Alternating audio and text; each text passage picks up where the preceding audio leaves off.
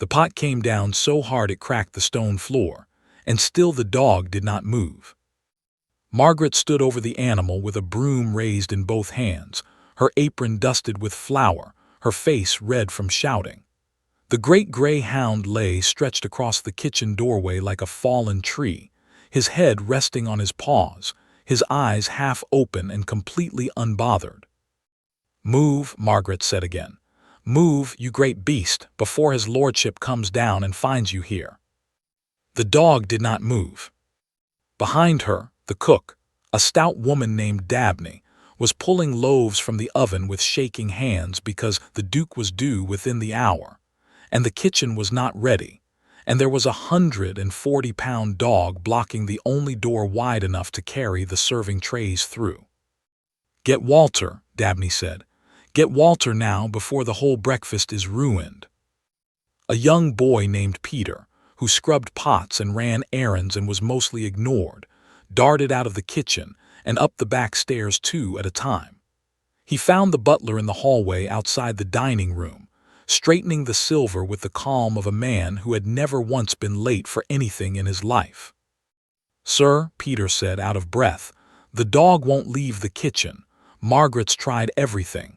He's blocking the door and his lordship's due any minute." Walter did not hurry because Walter never hurried, but his mouth went tight in a way that told Peter this was serious. He set down the silver and walked, at a pace just quick enough to count as urgent, down to the kitchen.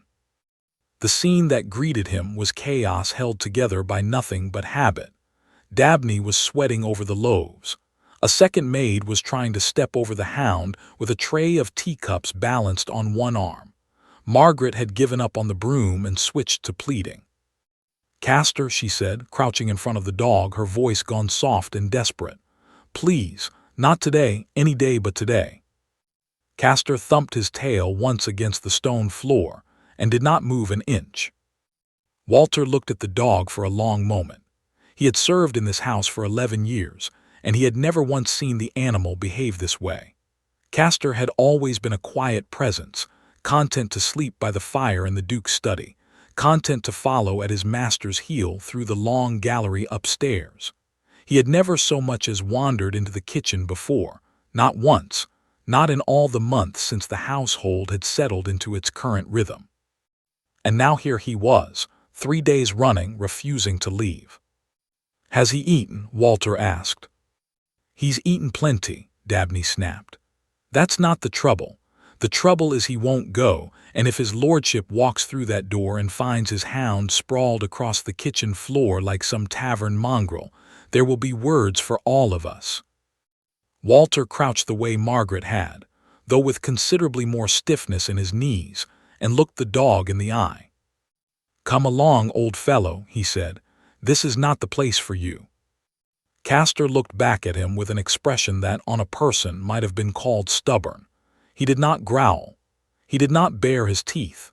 He simply stayed exactly where he was, as though he had made a decision, and intended to see it through no matter who asked him to change his mind. Outside, a carriage wheel crunched over gravel. Every person in the kitchen froze at the sound. "That's him," Margaret said. "That's his lordship's carriage." Panic broke out fresh. Dabney nearly dropped a loaf. The maid with the teacups backed away from the dog entirely and set the tray down on the nearest table with a clatter. Walter stood, brushed off his knees, and turned toward the door leading to the front hall, already composing the explanation he would have to give. It was in that moment, with the whole kitchen holding its breath, that the side door swung open and a young woman stepped through it, carrying a small cloth bag and wearing boots 2 sizes too large for her feet. She stopped in the doorway and took in the scene before her: the flustered cook, the pale housekeeper, the enormous dog lying across the floor like a fallen statue, and the very stiff-backed butler clearly trying not to look as worried as he felt. "I'm looking for the housekeeper," the young woman said. "My name is Nora Fenwick. I was told to report this morning." Nobody answered her right away because nobody had the attention to spare. Margaret was staring at the dog. Dabney was staring at the loaves. Walter was staring at the door through which the Duke would soon appear. Nora looked down at the Hound. He was enormous up close, taller at the shoulder than most dogs she had ever seen, with a rough gray coat and long legs built for running across open country. He was not growling. He was not tense the way a dangerous animal might be. He looked, if anything, tired in a way that had nothing to do with his body. She had grown up around dogs. Her father had kept 2 on the farm before he died, and she had spent enough evenings sitting with them in the barn to know the difference between an animal that wanted to be left alone and an animal that was simply waiting for something. This one was waiting. She set her bag down just inside the door, ignoring the fact that nobody had told her she could, and crossed the kitchen floor to crouch beside the dog the same way Margaret and Walter had. Only she did not plead, and she did not order. She simply sat down on the cold stone next to him, close enough that her skirt brushed against his side, and said nothing at all. Castor turned his head and looked at her. "You're in everyone's way," Nora said quietly. "You know that, don't you?" The dog exhaled through his nose, long and slow, the way a very old man might sigh after a long day, and then, to the astonishment of every person in the kitchen, he lifted his great head off the floor and rested it in Nora's lap instead. Margaret's mouth fell open. Dabney forgot the loaves entirely. Even Walter, a man not easily surprised after 11 years of service, stood very still and watched. "Well," Margaret said finally, "well, I never." The front hall bell rang, sharp and clear, cutting through the stunned silence. Walter startled back into motion, smoothing his jacket, already halfway to the door. "His lordship is here," he said. "Someone moved that animal before." "I'll manage him," Nora said without looking up. "Go and see to your work, I've got him." It was a strange thing for a girl on her very first morning to say to the butler of the house, and stranger still that Walter, after a moment's hesitation, simply nodded and left to answer the door. Nora stayed where she was, one hand resting on the dog's head, and looked around the kitchen at the flour and the trays and the loaves cooling on the counter, and thought that this was certainly not how she had expected her first hour in this house to go. Upstairs in the front hall, the Duke of Ashcombe removed his gloves and handed them to Walter without a word of greeting, as was his habit. Edmund Ashcombe was a tall man, precise in his movements, with the kind of stillness that came from years of never allowing himself to be caught off guard. He had inherited the title young, buried his wife 3 winters past, and run the estate ever since with the calm efficiency of a man balancing a ledger rather than living a life. "Is breakfast ready?" he asked. "Very nearly, Your Grace," Walter said, and if there was the faintest strain in his voice, the Duke did not notice it or did not care to. "And Castor, he was not in the study this morning." Walter opened his mouth to explain, then closed it again, uncertain how to describe what he had just witnessed without sounding as though the household had lost its mind entirely.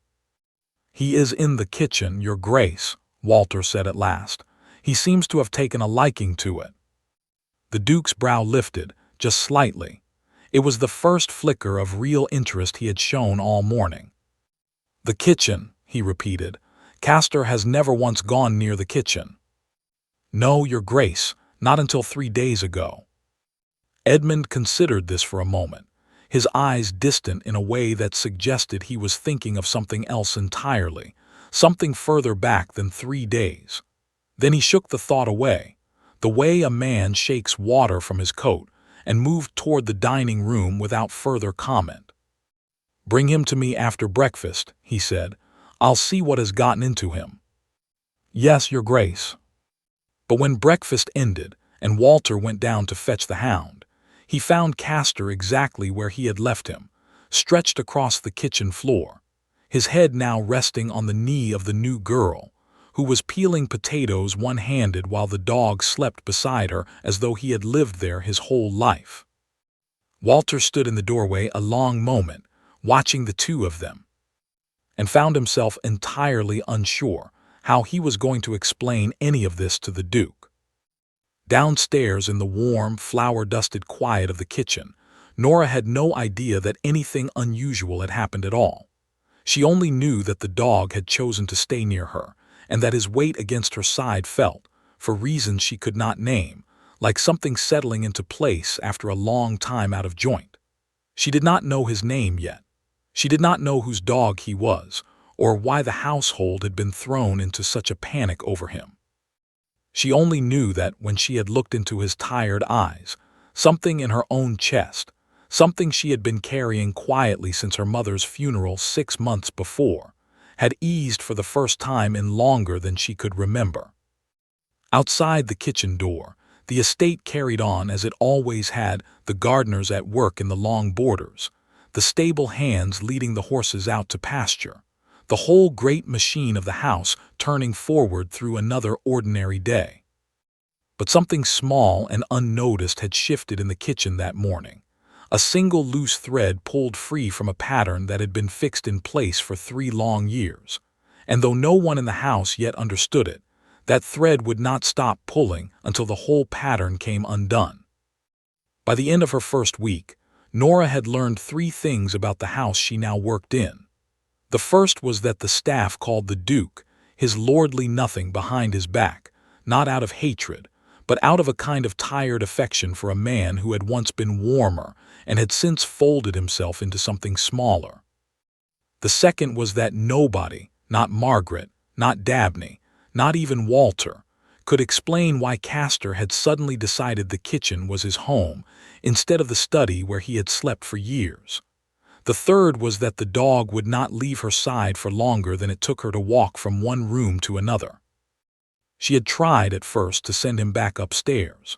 On her second morning she had walked him to the study door herself, patted his head, and told him firmly that he belonged with his master, not with the potato peelings and the washing basins.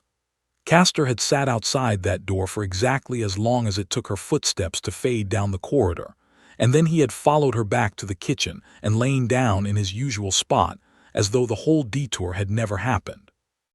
By the 4th day she stopped trying. "He's chosen you," Margaret said one afternoon, watching the dog doze by the fire while Nora scrubbed the long wooden table. "Dogs do that sometimes. Choose a person and that's the end of it. No arguing with a hound once he's made up his mind." "He didn't choose me," Nora said. "He just likes the warmth in here. Any fool would. This kitchen's the only warm room in the whole house come autumn." "There's a fire in the study too," Margaret said, raising an eyebrow. "Bigger one if you ask me, and a good deal more comfortable a cushion than my old cook's rug. No, girl, it isn't the warmth." Nora did not answer that, because she did not have an answer, and because some part of her that she did not fully trust suspected Margaret might be right. She learned in pieces, the way one learns anything in a house full of servants who love to talk once the work is done, the story of the woman who had once lived in the grand rooms above. The old Duchess.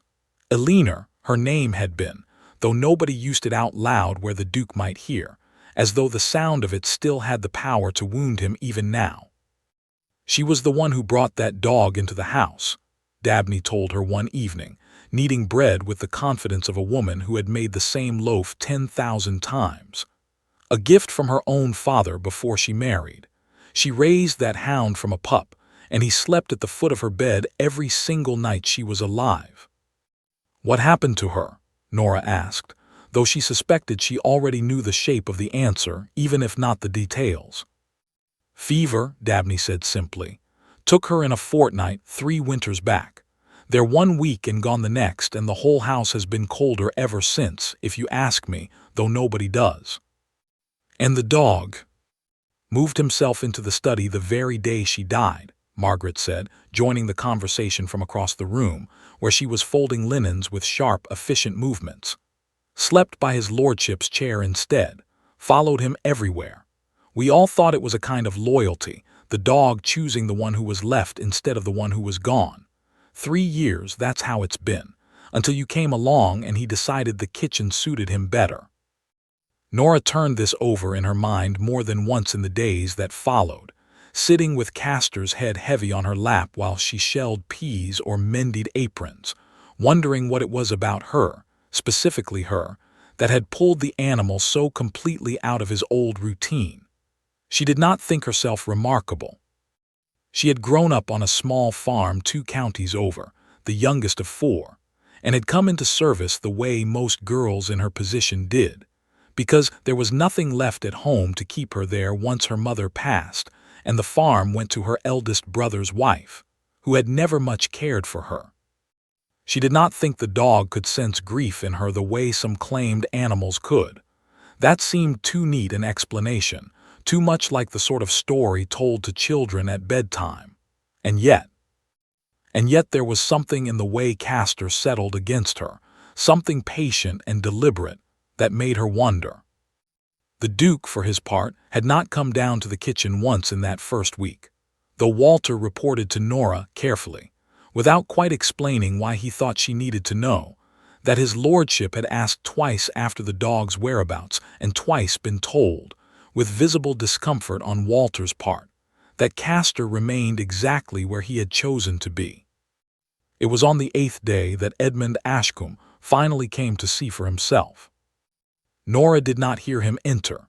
She was standing at the long table, flour to her elbows, working dough the way Dabney had shown her, humming some half-remembered tune her mother used to sing while doing the very same task.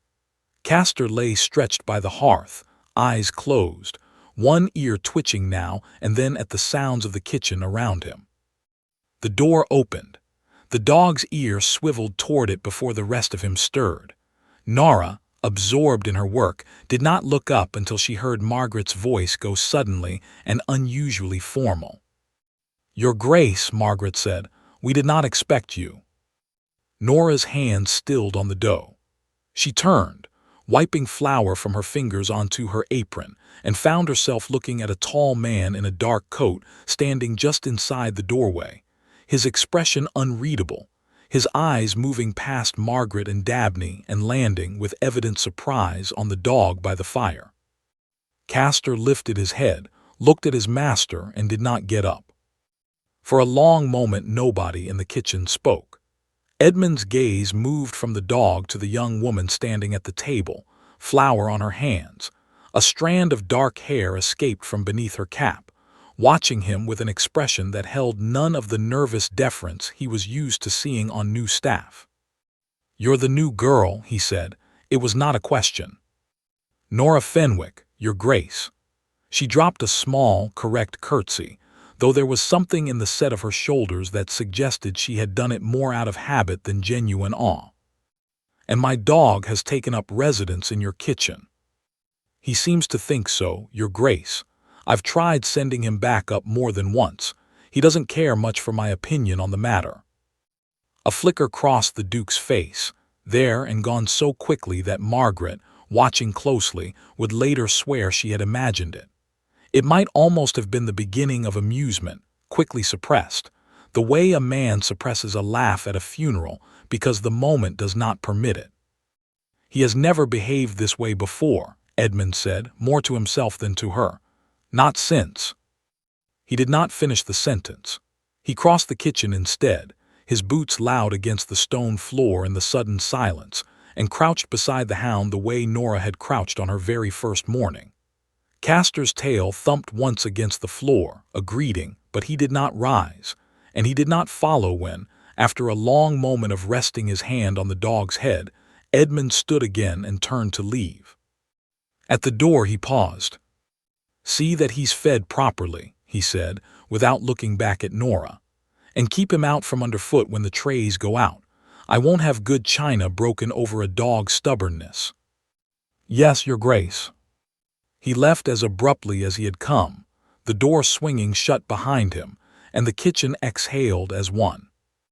"Well," Dabney said into the silence, wiping her hands on her apron with the air of a woman recovering from a fright.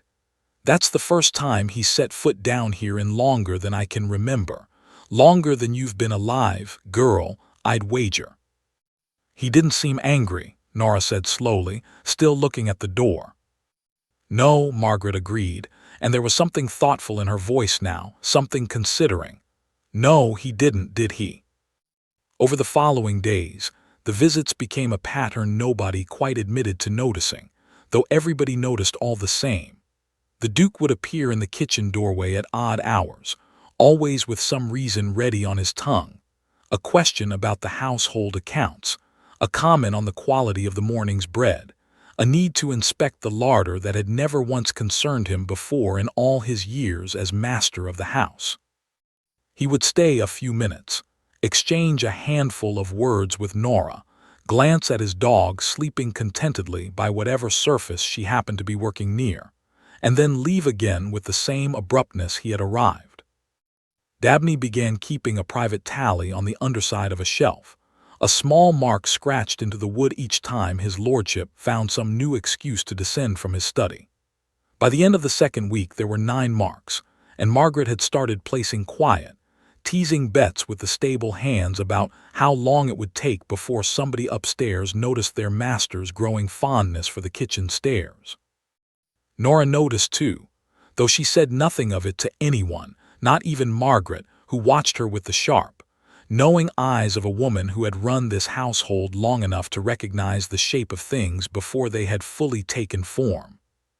She noticed the way his questions, however dry and businesslike on the surface, always seemed to linger a few moments longer than the answers required.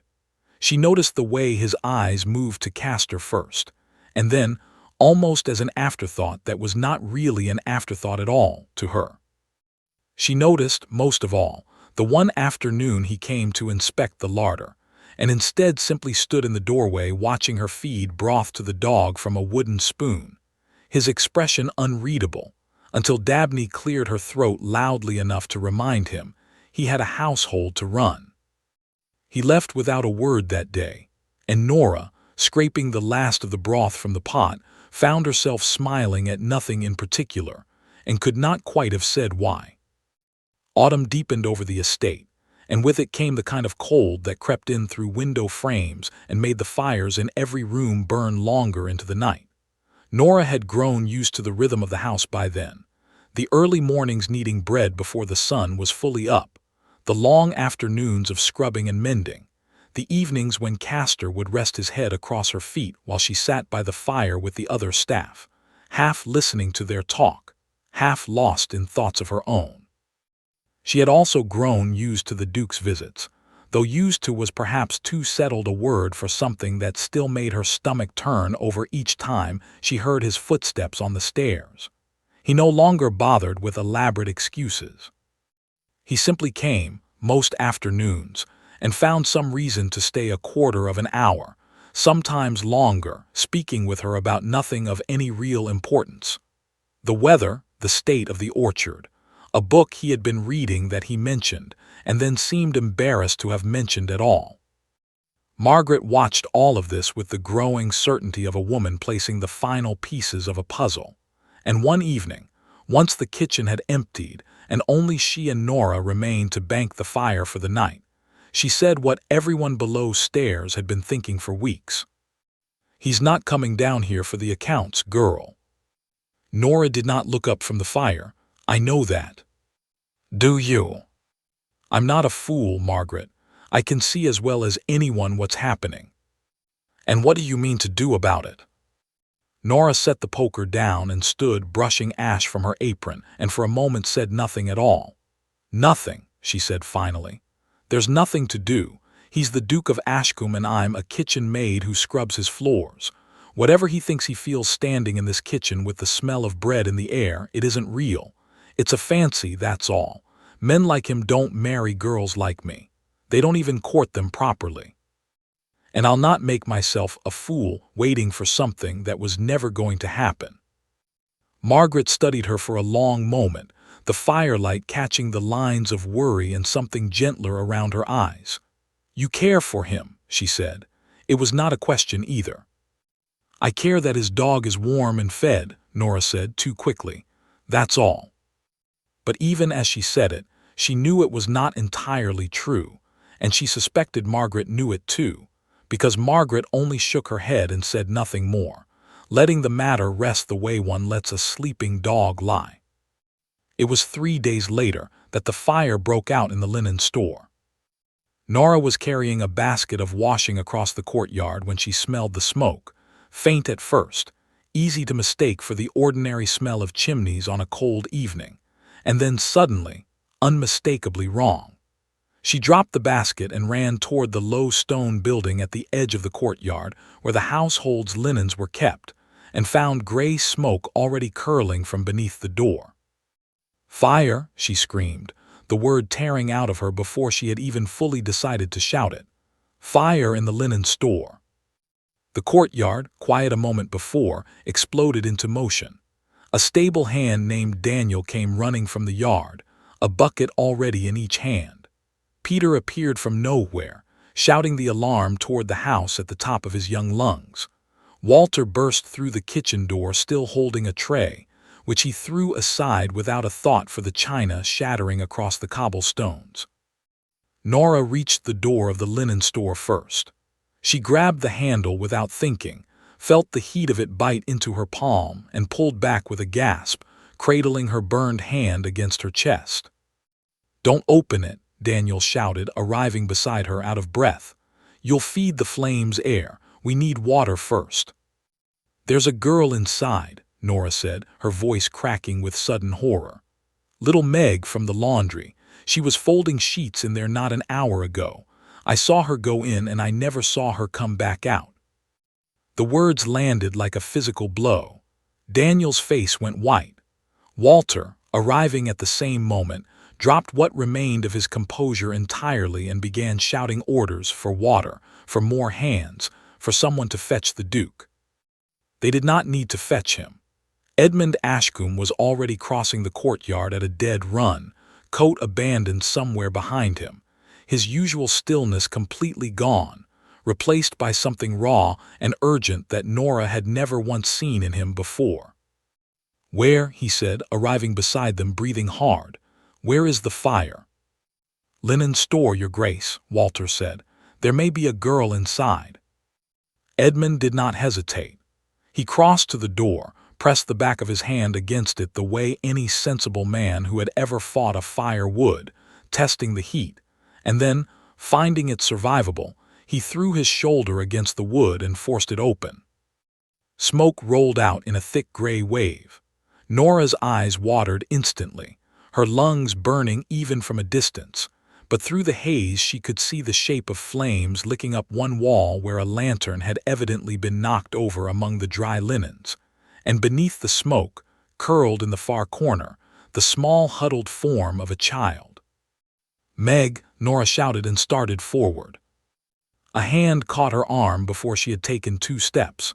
"Stay here," Edmund said, his voice sharp with an authority that brooked no argument, and then he was gone into the smoke, one arm raised across his face. The moments that followed felt endless. Nora stood frozen at the threshold, her burned hand forgotten, her whole body straining toward the doorway as though she might somehow will him back out of it by sheer force of waiting. Daniel and 2 other men had arrived with buckets and were throwing water at the base of the flames nearest the door, but the fire had already caught the dry stacks of linen and was spreading with a speed that made everyone's chest tighten. Then through the smoke, a shape emerged, Edmund, coughing violently, a small unconscious form cradled against his chest, his sleeve smoking where a spark had caught the fabric. He staggered the last few steps and Nora was there instantly, helping to lower the child to the ground, checking with shaking hands for breath, for a pulse, for any sign of life in the small soot-streaked face. Meg coughed, weak but real, and opened her eyes. The relief that swept through the courtyard was almost its own kind of violence, a collective release of breath held too long. Margaret was there suddenly, gathering the child up, calling for water and blankets. Dabney had appeared from the kitchen with wet cloths. The fire itself was being brought under control now, the flames dying back under the steady assault of buckets and the men's shouted coordination. Nora turned to Edmund, who was on his knees in the dirt, still coughing, a burn visible along the back of one hand where he had beaten out the flame on his sleeve. "You're hurt," she said. "It's nothing." His voice was rough from the smoke. "The girl is she. She's breathing. She'll live thanks to you." He looked at her then, properly looked at her, his face streaked with soot, his usual composure entirely stripped away by the last frantic minutes, and something passed between them that neither of them had words for in that moment, something too large and too immediate to name. It was in the middle of that look, with the last of the fire hissing out behind them and the courtyard full of relieved and exhausted voices, that a low, urgent bark cut through the noise. Castor came bounding across the cobblestones, having clearly slipped free of wherever he had been shut away during the chaos, and planted himself directly between Edmund and Nora, pressing his flank against one and then the other, as though physically arranging the two of them into a shape he had decided upon long before either of them had. Edmund let out a short, disbelieving laugh, the sound rusty from disuse and smoke both. "Even now," he said, looking down at the dog, "even now you have opinions about where I ought to be standing." "He's been doing that since I arrived," Nora said, still catching her breath, still feeling the aftershock of fear loosening its grip on her chest. "Arranging things, deciding who belongs where." "He arranged this too, in his way," Edmund said quietly, his eyes moving between the dog and Nora and something unspoken lying heavy behind his gaze. "He chose you before I let myself notice you had been chosen." It was as close to an admission as either of them had come, and the moment it left his mouth, he seemed to hear himself, seemed to remember exactly who he was and where he stood, and what a lifetime of careful distance had trained him never to say aloud. He looked away, toward the smoking ruin of the linen store, toward the small crowd still tending to Meg, and the softness in his face folded itself back into something more careful. "See that everyone is accounted for," he said, rising to his feet, his voice returning to its usual measured tone. "And have someone look at your hand. You're burned." "It's nothing," Nora said, echoing his own words back to him, and for just a moment before he turned and walked away toward the house, something like the ghost of a smile crossed his face. That night, once the household had settled and the fire had been declared fully out, its damage limited to a single storeroom and a great deal of ruined linen, Nora sat in the kitchen with her burned hand wrapped in a cool cloth, unable to sleep despite her exhaustion. Castor lay beside her chair, uncharacteristically restless, his ears pricking at every sound from the corridor above. It was well past midnight when the door opened and Edmund stepped through it, still dressed, his own bandaged hand held slightly away from his side. "I couldn't sleep either," he said, by way of explanation, before she could ask what brought him down at such an hour. "Nor could I." He crossed the kitchen and sat, without invitation, and without the usual careful distance he kept between himself and his staff, in the chair across from her. Castor lifted his head, looked between the two of them with something almost satisfied in his expression, and settled back down with a heavy sigh, as though a long labor had finally reached its resting point. "My wife used to sit in this kitchen," Edmund said, after a long silence, staring into the banked coals of the fire rather than at Nora. "Before we married, her father's estate bordered mine, and she would come over as a girl, sneak down to the kitchens to steal warm bread straight from the oven, and the cook then, old Mrs. Pierce, God rest her, would pretend not to notice." Nora said nothing, sensing that this was not a story he had told easily or often, and that any word from her might close the door he had just opened. "After she died," he continued, "I could not come down here. I don't know exactly why. It felt occupied somehow, as though the warmth of it belonged to a version of my life that no longer existed. I let the dog have the study instead, and I told myself that was simply practical, that a hound belonged by his master's fire and not underfoot in a working kitchen, and I never once let myself wonder why the thought of walking through that door made my chest go tight." "And now?" Nora asked quietly. He was quiet for a long moment, turning his bandaged hand over in his lap, examining the burn there as though it held some answer he was looking for. Now I find I no longer mind the walk down, he said. I find, in fact, that I have been inventing reasons to make it rather more often than any reasonable man managing a large estate ought to need. The admission hung in the warm air between them, honest in a way that surprised them both. Nora felt her burned hand ache faintly beneath its cloth, felt the tiredness of the long, frightening day pressing down on her, and beneath all of it, something else entirely, something that had been building quietly for weeks and had chosen, of all nights, this one, to finally make itself known. I should not be telling you any of this, Edmund said, almost to himself, rising abruptly from the chair as though he had only just remembered the many reasons why this conversation should not be happening at all. It is late, and you are injured, and I have kept you from your rest long enough. Edmund, Nora said, and then stopped, startled by her own boldness in using his given name, a thing she had never once done and had no right to do. He stopped at the door, his back to her, and did not correct her. Thank you, she said instead, choosing safer ground, for what you did today. For Meg. He nodded once, still facing away, and after a moment without turning around he said, Get some rest, Nora, in a voice that carried a weight far beyond the simple words themselves.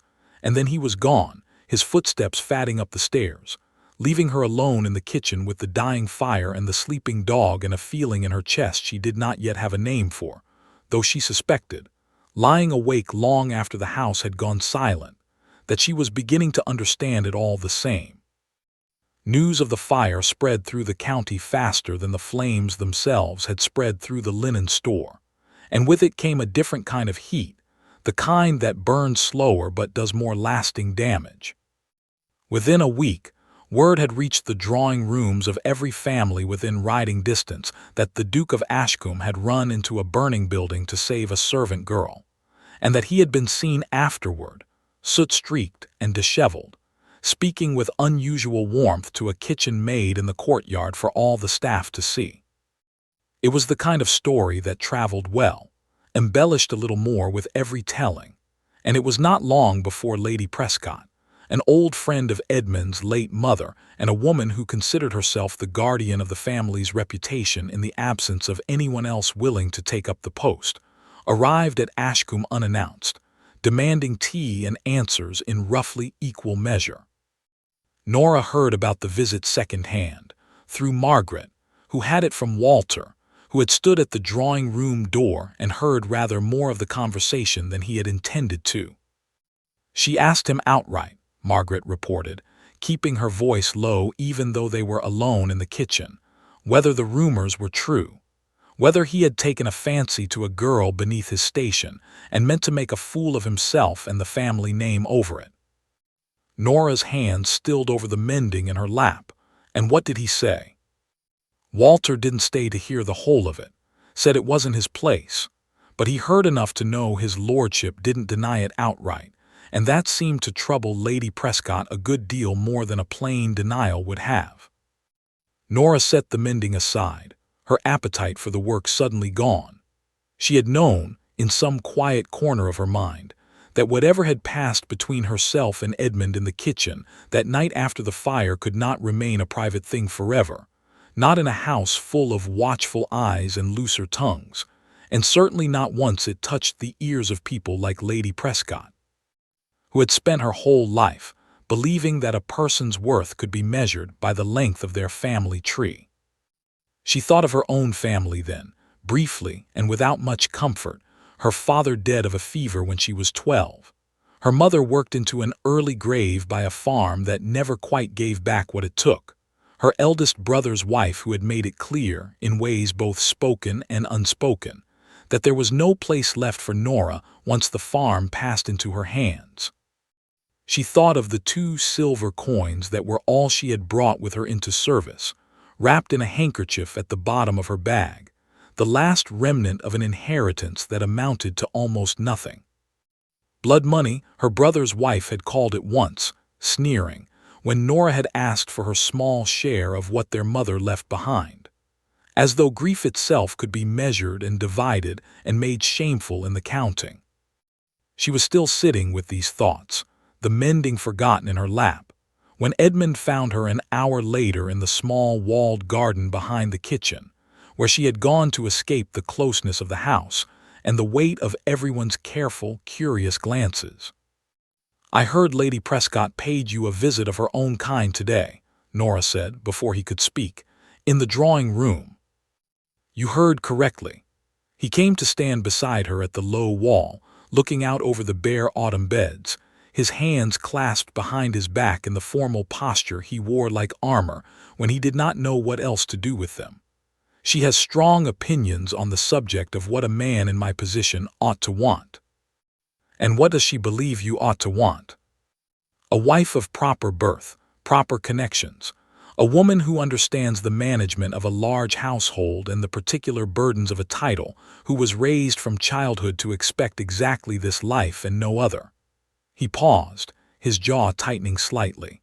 "She believes, in short, that I ought to want anyone but you." Nora kept her eyes on the garden, on the dead leaves scattered across the empty beds, and said nothing, because there was a familiar coldness settling into her chest that she recognized from every other moment in her life when someone had reminded her, gently or otherwise, of exactly where she stood. "I told her," Edmund continued, "that my late wife would have found the entire conversation tedious in the extreme, and that I had no further interest in continuing it." That was not what Nora had expected him to say. She turned to look at him, and found him watching her with an expression that held none of the careful distance he had once worn like a second coat. "You cannot mean to simply dismiss what she said," Nora said. "She is not wrong, Edmund. I have no birth to speak of, no connections, nothing but 2 hands and whatever wages you pay me. If people were to believe there was something between us, it would ruin you. Your name, your family's standing, everything you've spent your whole life protecting. Do you think I have not considered exactly that every single day since the fire?" His voice was quieter now, rougher, stripped of its usual measured control. "Do you think I have not lain awake reciting every reasonable argument against what I feel, in precisely the order Lady Prescott would approve of? I have run this estate as a ledger for 3 years, Nora. Every column balanced, every risk weighed and accounted for. And then a stray dog decides your kitchen suits him better than my study, and every careful calculation I have made since my wife died has come apart in my hands, and I find I do not particularly want to put it back together." The wind moved through the bare branches of the garden, and somewhere behind them, faintly, they could hear the ordinary sounds of the house continuing on, a door closing, a voice raised briefly in the yard, the distant clatter of the kitchen preparing for the evening meal. Nora thought of the 2 silver coins in her bag, of her brother's wife's sneering voice, of every quiet moment in her life when she had been made to feel that she was owed less than others simply for having been born where she was born. "I won't be your secret," she said finally, the words coming out steadier than she felt. "I won't be some arrangement you keep hidden below stairs while you marry someone Lady Prescott approves of upstairs. I have little enough in this world, Edmund, but I'll keep what pride I have." "I'm not asking you to be a secret," he said, and there was something almost wounded in the way he said it, as though the suggestion itself had cost him something. "I am asking you plainly, without ceremony, whether you would consider walking with me in the evenings. Nothing more than that for now. Let the household see it. Let Lady Prescott see it, and choke on it if she likes. I find I have grown tired of pretending my life is smaller than it is." Nora looked at him for a long moment, this man who had run into a burning building without a second thought, and then spent a week too afraid to say a plain sentence about his own feelings, and felt something in her chest that had been braced tight for weeks finally begin, cautiously, to loosen. "All right," she said, "the evenings will start there." It was not a grand declaration. It was not the kind of moment that belonged in the sort of stories told in drawing rooms like Lady Prescott's, with their careful language of courtship and their long lists of acceptable conditions. It was simply 2 people standing in a bare winter garden, agreeing to walk beside each other in the fading light, with a dog who had somehow known this was coming long before either of them had allowed themselves to imagine it. That evening, as the sun went down behind the orchard, Edmund and Nora walked together along the gravel path that circled the kitchen garden, Castor trotting ahead of them with his tail high, occasionally circling back to press against one or the other of them, as though checking that his arrangement was holding. Margaret watched from the kitchen window, a smile she did not bother to hide spreading across her face. Dabney elbowed her in the ribs and murmured something about a wager finally coming due.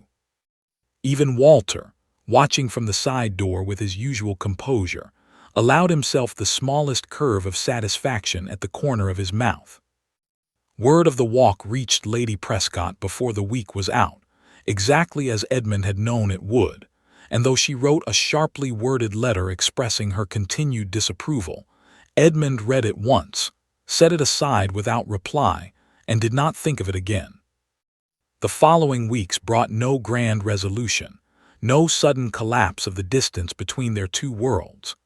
There were still difficult conversations, still moments when Nora caught the sideways glances of other servants who did not know quite how to address a woman who walked with the Duke in the evenings and still scrubbed the kitchen floor by morning. There were still nights when Edmund sat alone in his study, staring at a portrait of his late wife, working through a grief that had not vanished simply because something new had grown up alongside it.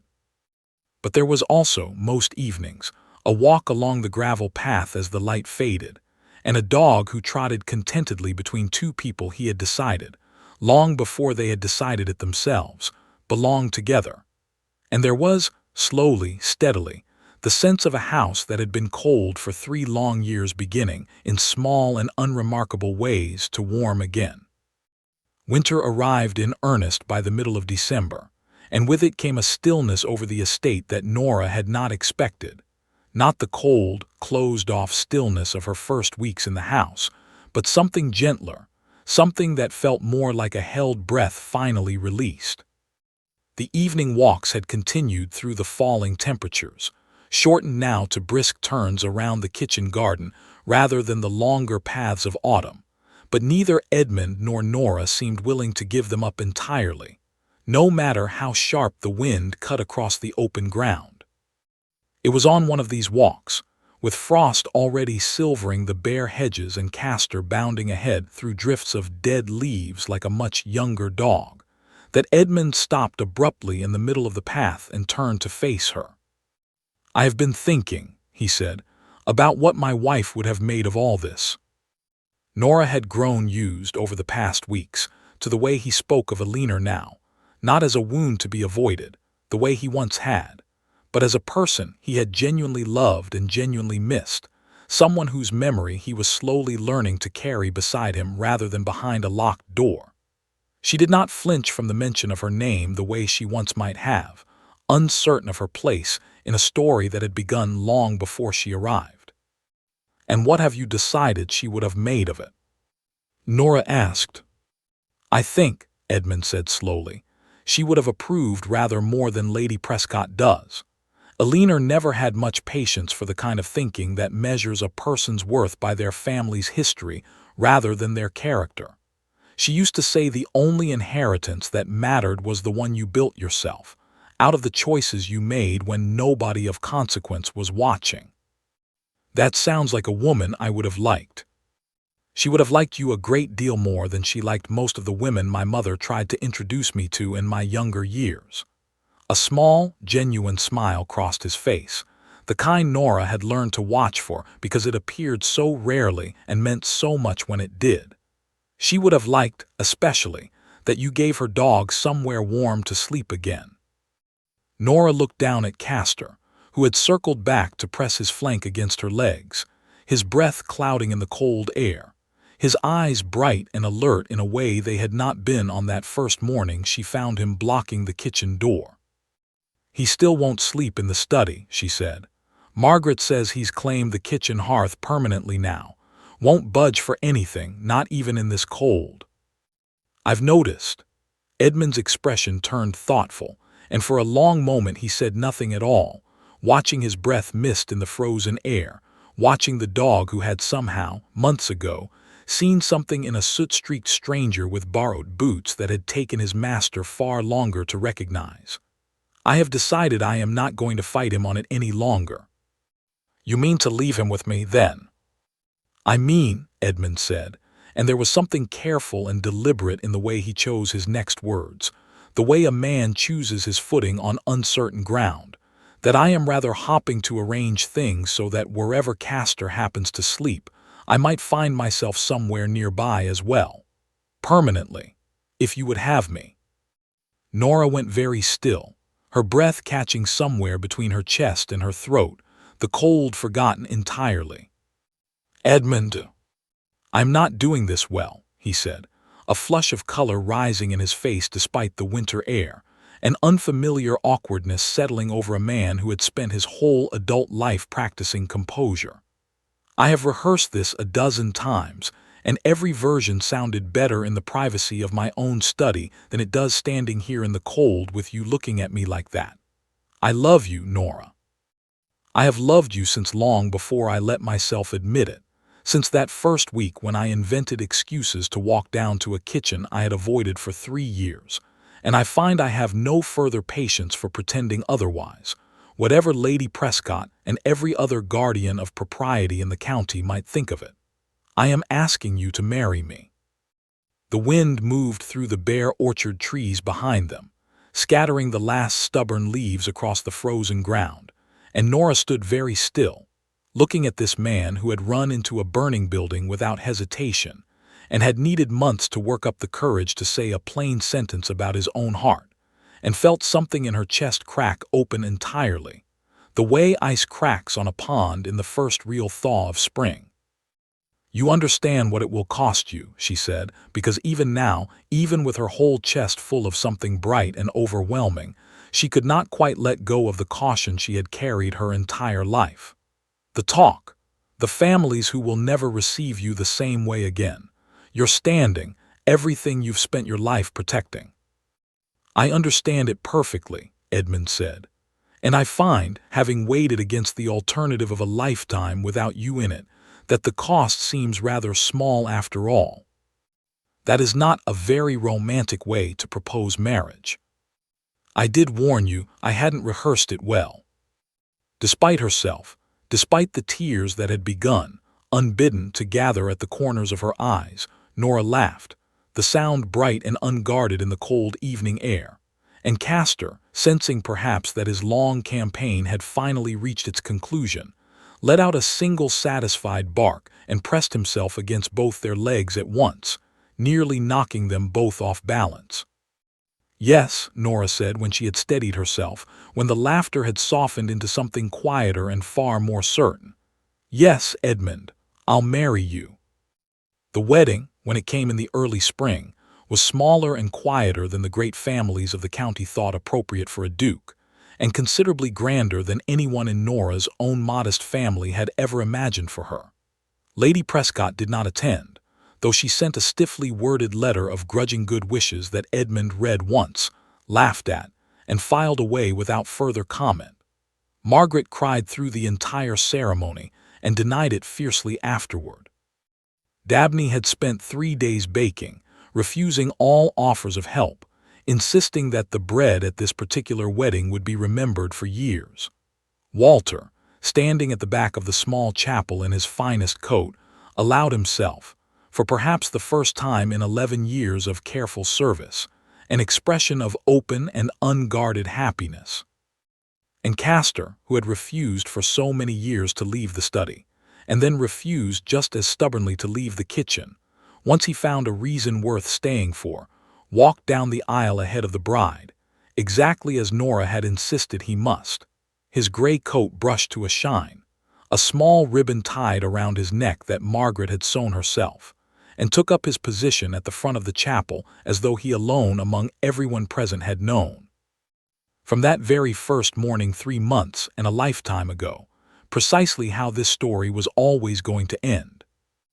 In the years that followed, visitors to Ashcombe would sometimes remark, with mild surprise, on the unusual sight of the Duke and Duchess taking their afternoon tea not in the grand drawing-room upstairs, but at the long wooden table in the kitchen, surrounded by the ordinary bustle of the household at work, An enormous gray hound stretched contentedly across the floor between them.